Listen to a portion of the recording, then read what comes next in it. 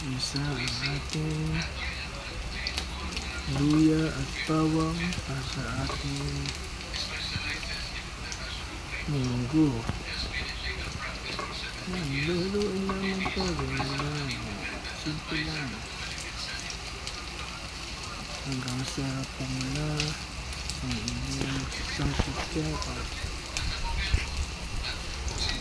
at isunod ang sibuyas.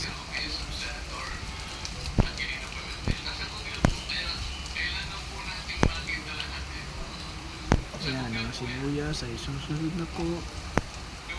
Yan na siya.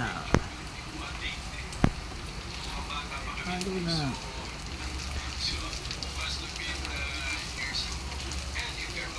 Haluin naman po.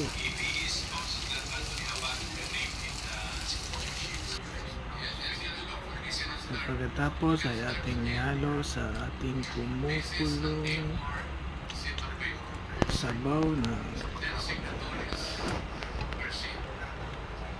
munggo. Yan, sabaw lang po. Simple lang.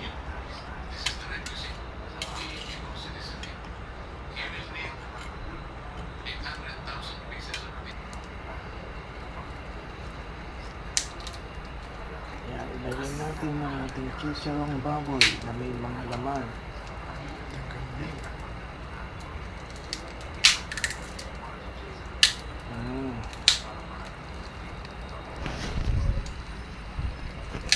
Sarap talaga yan. Ibuhos na natin lahat. Sama na ang lahat na ilagay.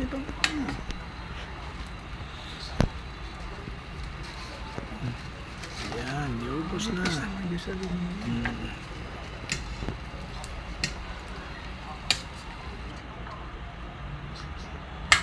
Ayan po, Ang ating dahon ng ampalaya para sa ating finished product ng ating munggo. It's Friday munggo. wala nang ko, sandali. Tapos na. Yan na. Yan lang po. Pwede na to. Simple at masarap ang ating munggo.